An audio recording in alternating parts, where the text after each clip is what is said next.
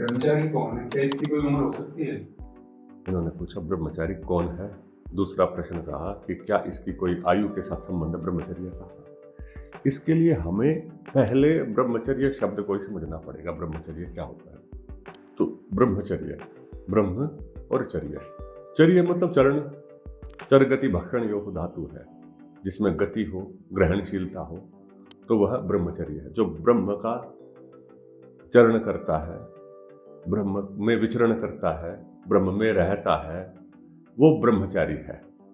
तो ब्रह्मचर्य का पालन करना, हम ऐसा वाक्य बोलते, ब्रह्मचर्य का पालन करना, अर्थात वह ब्रह्म के साथ जुड़ा रहना चाहता है। तो इसको हम तीनों स्तरों पर विचार करने का प्रयास करेंगे। तीन स्तर, कौन कौन से तीन स्तर होते हैं? एक तो दैहिक स्तर है, स्थूल स्तर, शारीरिक स्तर। एक है मानसिक स्तर है, बौद्धिक स्तर है, और तीसरा है आत्मिक स्तर, आत्मा का स्तर।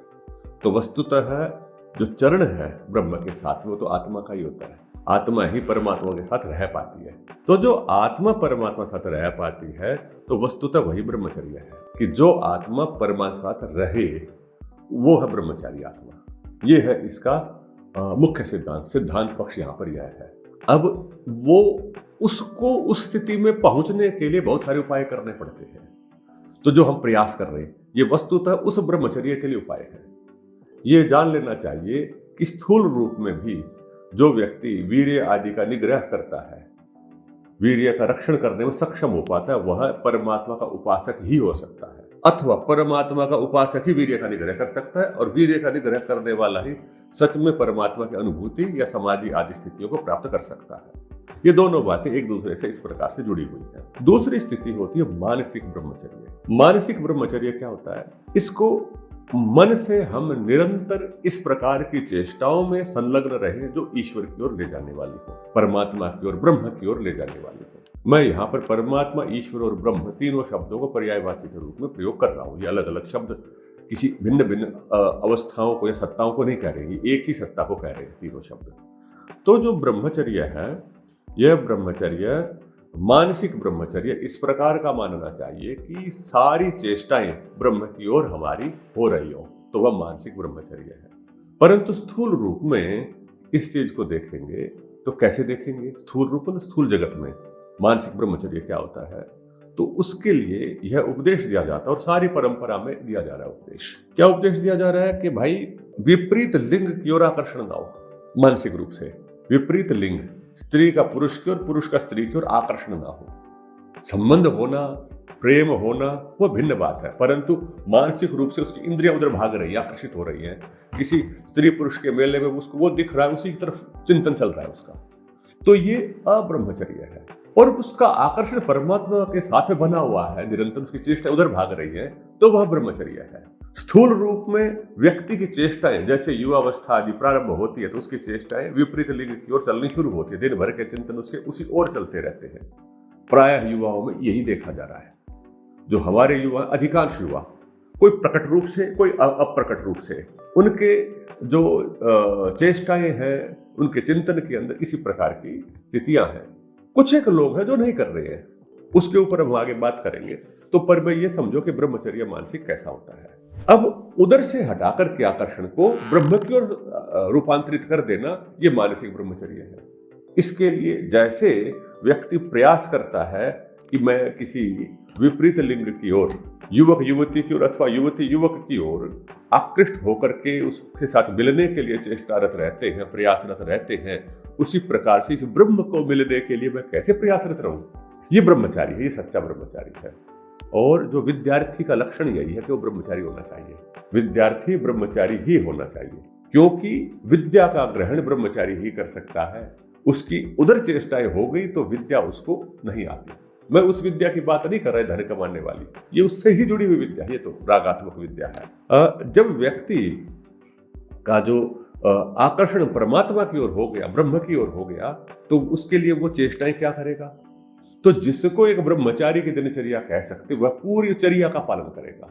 इसीलिए उसको ब्रह्मचर्या को मैं कई बार ब्रह्मचर्या भी बोल देता हूँ। ब्रह्म से संबंधित चर्या, जैसे दिनचर्या होती है, तो हमारी जो चर्या है, जो दैनिक चर्या है, दैनिक व्यवहार है, तो ब्रह्म की ओर ले जाने वाला कैसे होगा? प्रातःकाल उठना पड़ेगा, ब्रह्म मुहूर्त में उठना पड़ेगा, उसको कुछ योगासन प्राणायाम करने पड़ेंगे, उसको ध्यान करना पड़ेगा, उसको समर्पण करना पड़ेगा, परमात्मा से जुड़ना पड़ेगा, उसको यम नियमों का पालन करने का प्रयास करना पड़ेगा, उसको काम क्रोध आदि जो ये वेग है इनसे बचने के लिए निरंतर चेष्टारत रहना पड़ेगा, शांत रहना पड़ेगा उसको। ये हो गया मानसिक।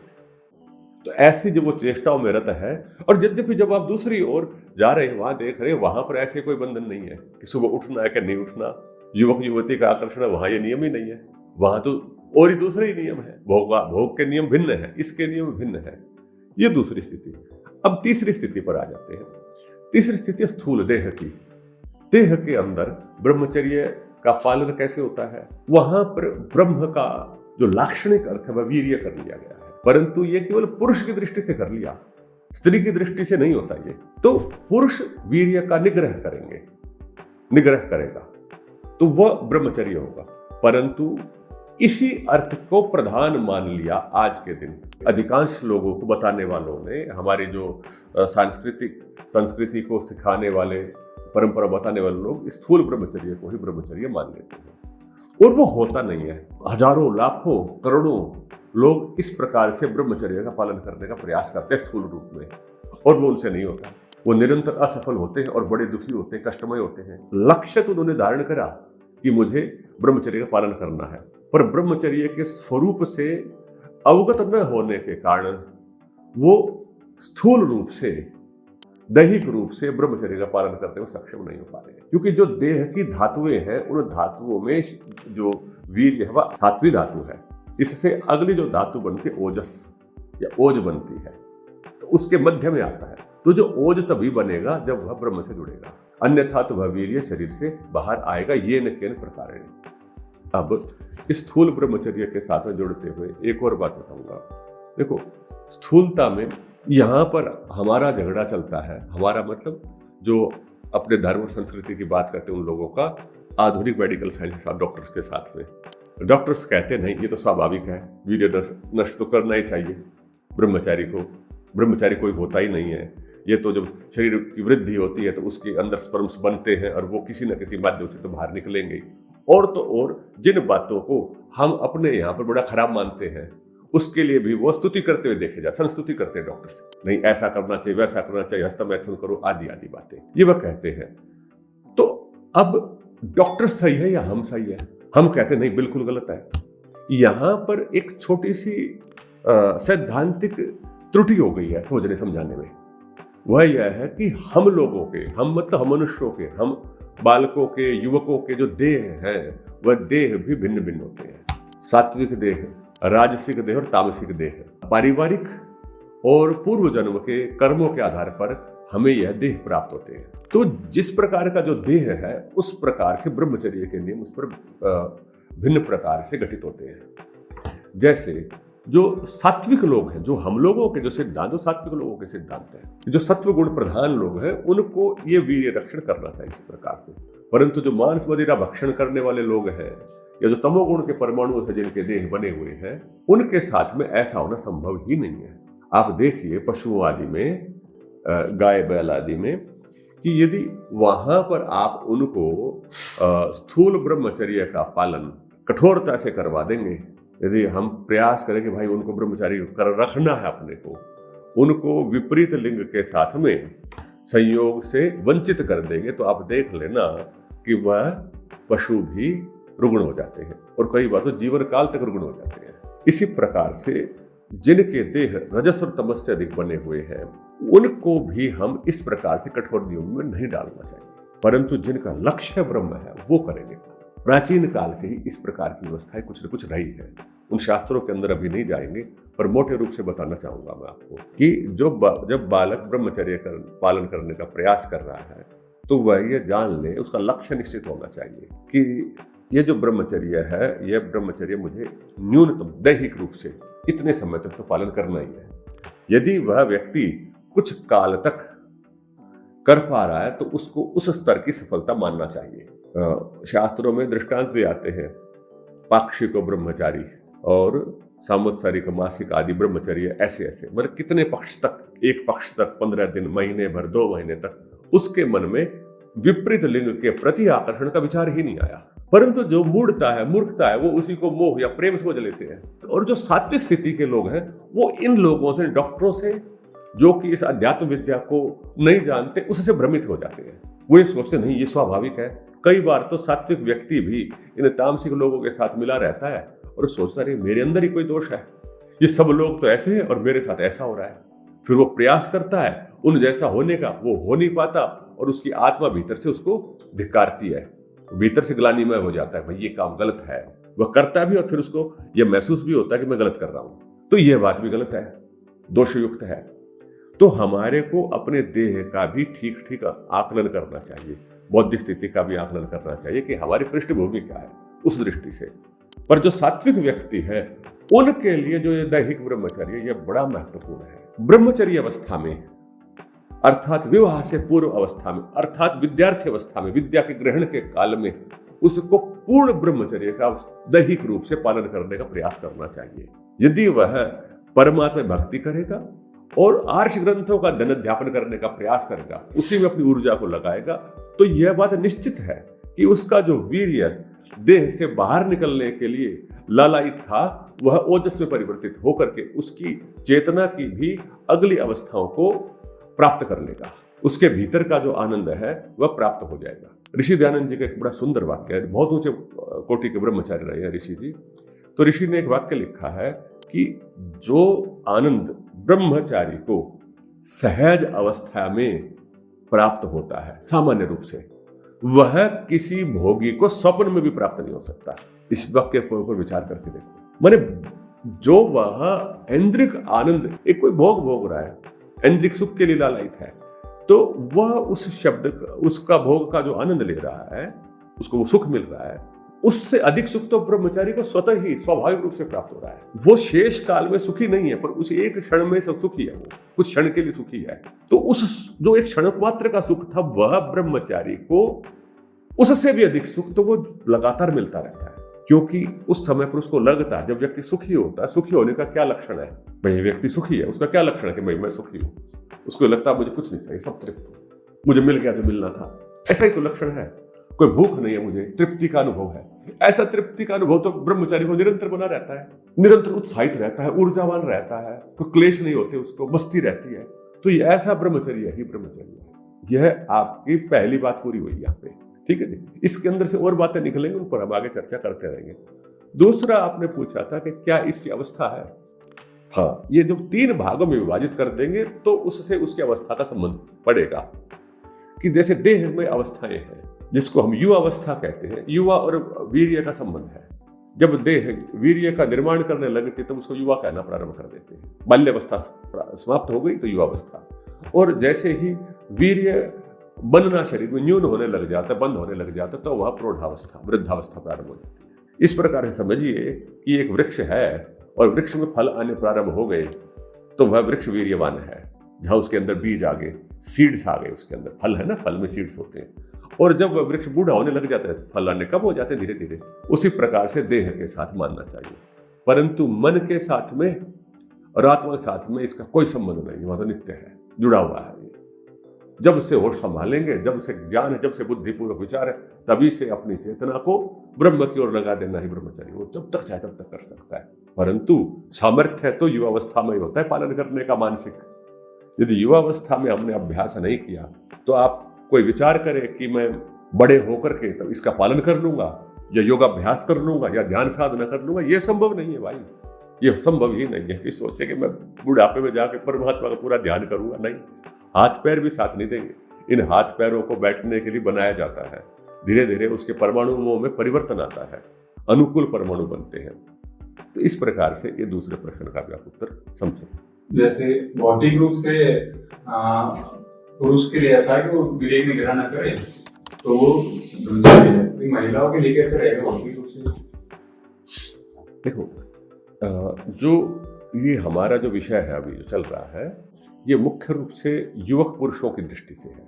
ये वस्तुतः स्त्री पुरुष का आकर्षण प्रजनन की दृष्टि से होता है।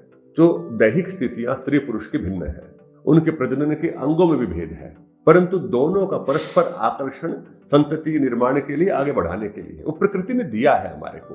पुरुष उसमें घटा बढ़ा सकता है। जैसे उदाहरण देता हूं, जैसे एक व्यक्ति जैसे बताया है उसमें सुश्रुत आदि में कि आदमी की व्यक्ति की बहुत लंबी आयु भी हो सकती है, 100 साल से अधिक भी, 200-400 साल तक का वर्णन है। वो उस स्थिति में जब वो वीर्य का निग्रह कर जाए शरीर के अंदर, उसको यह विधि पूरी प्राप्त हो जाए कि वह शरीर के अंदर बनता चला जाए।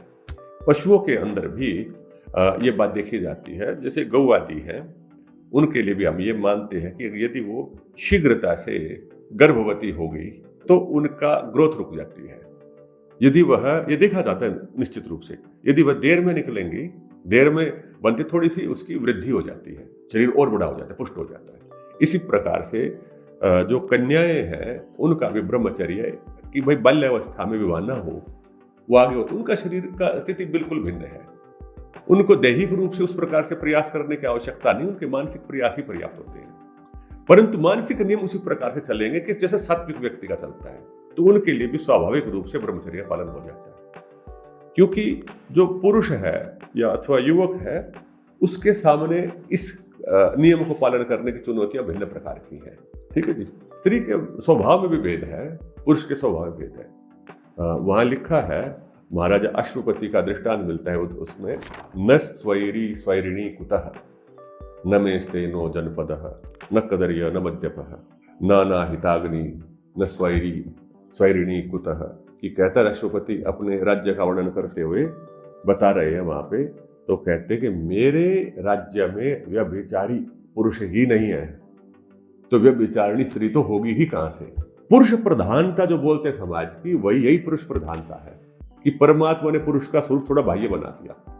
यदि ये पुरुष नियंत्रित हो जाएगा तो स्त्रियां तो उस प्रकार से उस श्रृंखल होती नहीं है कि समाज थोड़ा बहुत करता है उनको, वो भिन्न बात है, उसके ऊपर चर्चा नहीं कर रहे हैं।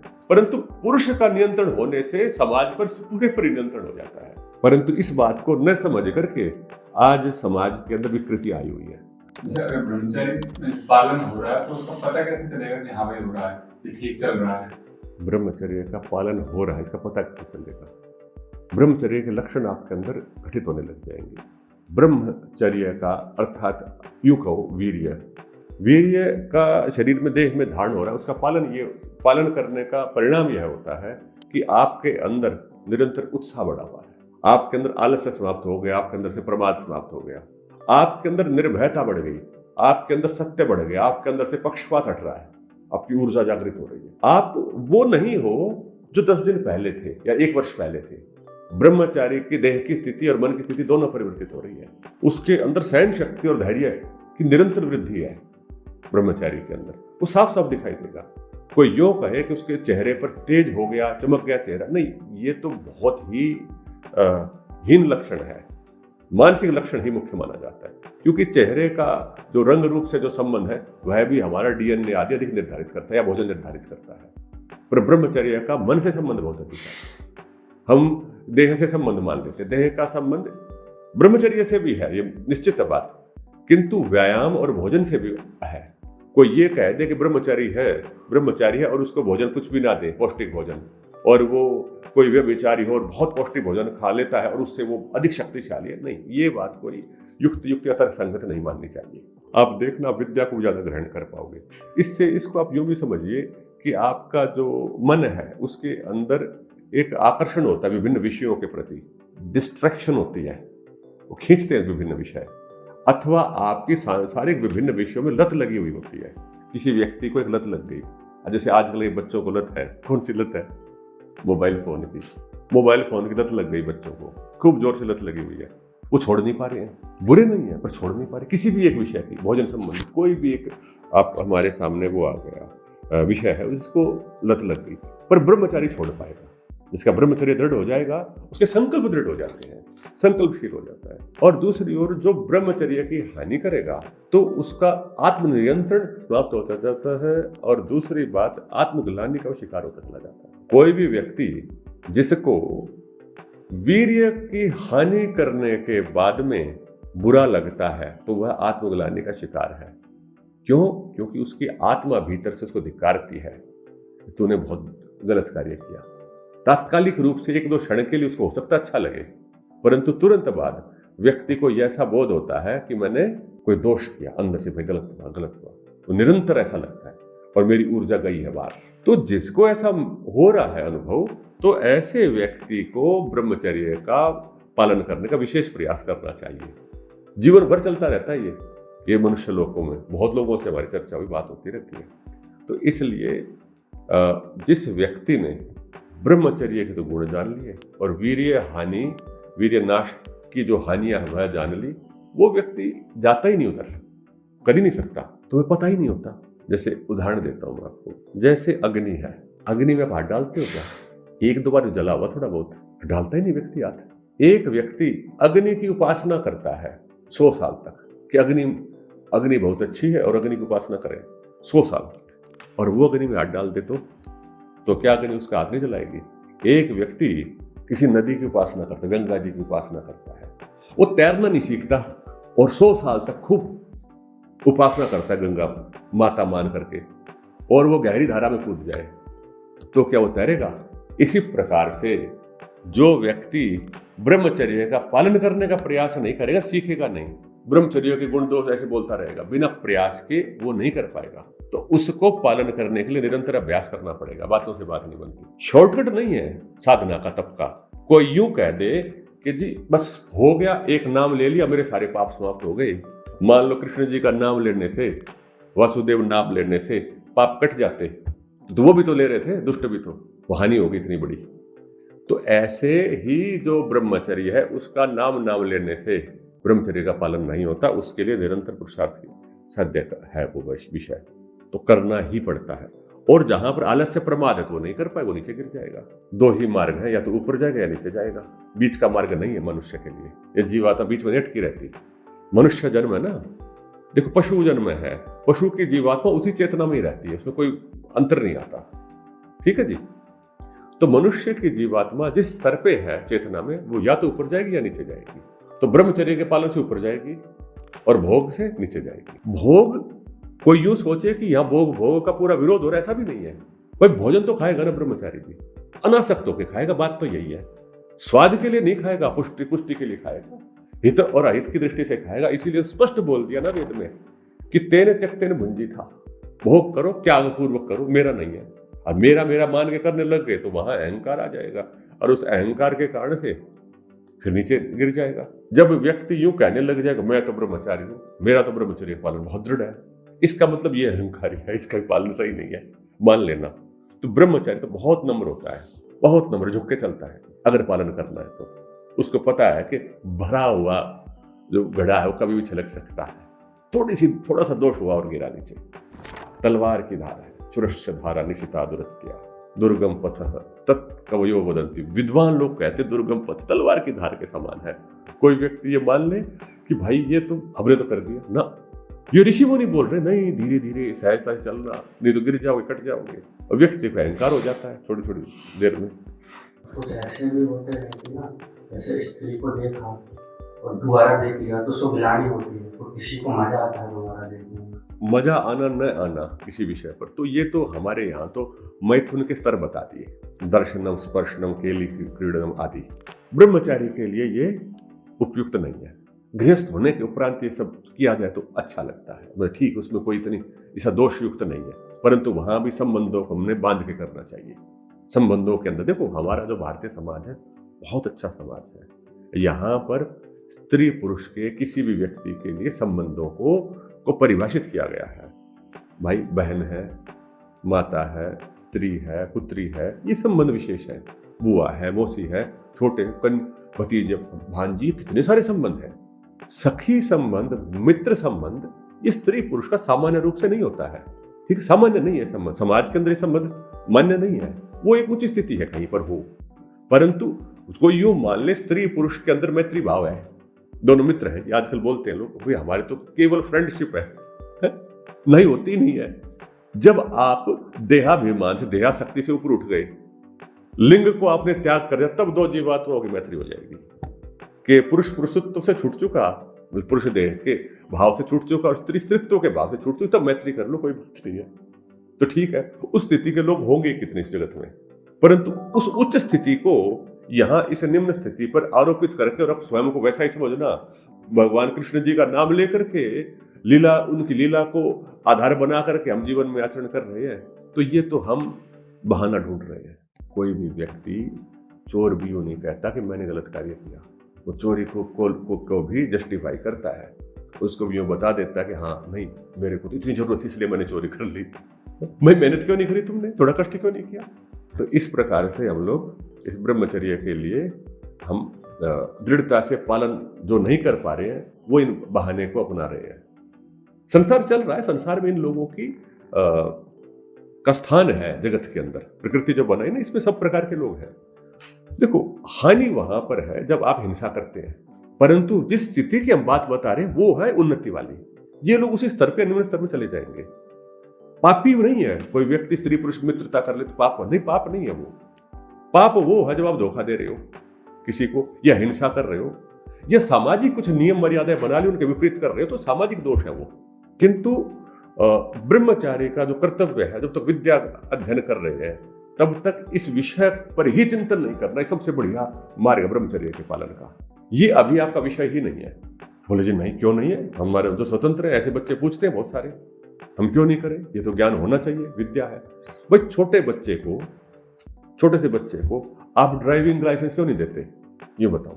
समाज नहीं देता ना, उसको गाड़ी चलवाओ, उससे क्यों नहीं चलवाते, बताओ क्यों नहीं चलवाते। एक्सीडेंट कर देगा, गिर जाएगा, वो खुद भी मरेगा और कोई मार देगा।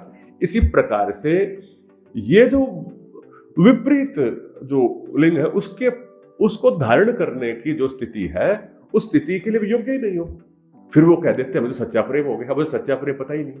सारी की सारी फिल्में, मतलब मैं सारी नहीं कहूंगा, अधिकांश फिल्में अब तक की इसी विषय को पुष्ट करने वाली बनी है। बोलते स्टारडम हो गया, स्टारडम क्या है, वो यही सिखा रहे हैं। सारे बच्चे, युवक, भारत के बता रहा हूँ, करोड़ों बच्चों का पिछले 50-60 साल में नाश किया है इसी विषय ने, विचार ने। यदि यह विचार वहां पर दे दिया जाता कि भाई देखो तुम सत्व गुण युक्त हो, तुम्हारे को विद्या ग्रहण करते हुए आगे बढ़ना है, और ये विषय तुम्हारा विवाह से पूर्व नहीं है, तो पता नहीं कितना विकास होता, किस प्रकार के उच्च चरित्र के ऊंचे लोग यहाँ पर उन्हीं लोगों में से बन जाते। तो ये जो आपके जो प्रश्न का उत्तर है वो सामाजिक व्यवस्थाएं भी है कि समाज के अंदर भी कई बार ऐसा होता है कि उसको ठीक से मार्गदर्शन नहीं मिलता। तो वो तो एक देश का परिस्थितियां हैं, उसके अंदर हमारा वश नहीं है। हमारा वश तो ये जो हमारे सामने स्थिति है, जितना हम उसके अंदर अपना योगदान दे पाए वो देने का प्रयास करना चाहिए। ब्रह्मचारी पालन कठोरता से करने का प्रयास करते देखते हैं, उस सहजता से कैसे हो सकता है? बहुत बढ़िया बात है। प्रश्न है सहजता से पालन कैसे हो सकता है। भाई पहला सिद्धांत कि वो एक विषय जो है वो आपका विषय है ही नहीं, इसको मानिए, ये पहला नियम है। इससे ये भी चीजें जैसे भोजन में ये खाना है ये नहीं खाना, इनसे भी ब्रह्मचर्य में लाभ मिलता है पालन करने में, पर बहुत मोटे स्तर पे। सूक्ष्म रूप से तो यही है जो बात बताई मानसिक, कि वो विषय ही हमारा नहीं है। ये नंबर 1 बात। नंबर 2 बात, लगे रहो, संलग्न रहो, समय मत मिलने दो। आप जैसे ही खाली हो जाओगे, जैसे ही आलसी हो जाओगे, जैसे ही प्रमादी हो जाओगे, तो जो इंद्रियां, क्योंकि शरीर की तो वृद्धि हो रही है, अभी शरीर में तो रजस और तमस भी है। सत्व प्रधान भले ही हो, परंतु रजस और तमस तो है ना शरीर में। तो जैसे ही आप ज्यादा सोना शुरू कर दोगे तो तमस बढ़ना, वृद्धि शुरू हो जाएगी शरीर में। प्रमाद हो गया तो रजस बढ़ गया, रजस से प्रमाद बढ़ जाता है, तमस से निद्रा आदि, आलस्य आदि बढ़ जाता है, तो ये बढ़ने शुरू हो जाएंगे। तो सात्विक व्यक्ति जागृत रहता है, हमेशा जागृत रहो, चलते रहो, सजग रहो और निरंतर पुरुषार्थशील रहो। इससे आपकी विद्या और ज्ञान भी बढ़ेगा, ब्रह्मचर्य स्वतः ही पालन हो जाएगा। अतिरिक्त प्रयास नहीं करने। कोई यूं सोच ले, इस बात को याद रख लेना, चाहे वो किसी भी वस्त्रों में हो, चाहे वो लाल वस्त्र हो, चाहे श्वेत वस्त्र हो, चाहे साधु हो, चाहे साधारण गृहस्थी हो, विद्यार्थी ब्रह्मचारी हो, कोई यूं सोचे कि मैं ये भोजन करके ब्रह्मचारी हो जाऊंगा, ये मैं फल खा के ब्रह्मचारी का पालन कर लूंगा, ना, ये संभव नहीं है। जब तक मानसिक ब्रह्मचर्य दृढ़ नहीं होगा तब तक स्थूल हो नहीं सकता है। ये हो जाएगा कि अल्पाहार करने से उसकी इंद्रियां सारी ही क्षीण हो जाती है, ये हो जाएगा। तो समय पर उसको विचार विवेक हर प्रकार के काम आएंगे। परंतु यदि वह खूब पौष्टिक भोजन कर रहा है, पौष्टिक को भी छोड़ दो, कहूंगा मैं, राजसिक भोजन कर रहा है, अंडे मीट शराब की बात नहीं कर रहे हम, परंतु जो हम लोग ही खा रहे उसके अंदर रजस तमोगुण कैसे बढ़ जाता है। अतिरिक्त भोजन कर लिया, खूब स्वादु भोजन है, स्वादु करके खा रहा है, अथवा खूब ड्राई फ्रूट्स खा रहे हैं पेट भर के, भाई उसका भी ब्रह्मचर्य पालन नहीं होता है, बता दिए। सहज भोजन करो, जो है देह के जो अनुकूल उतना करो, पच जाए बढ़िया, और लगे रहो अपने कार्यों में, बस वो है ब्रह्मचारी। और आप देखना, इससे आपकी उन्नति होगी और आप अच्छे बढ़िया बढ़ पाएंगे।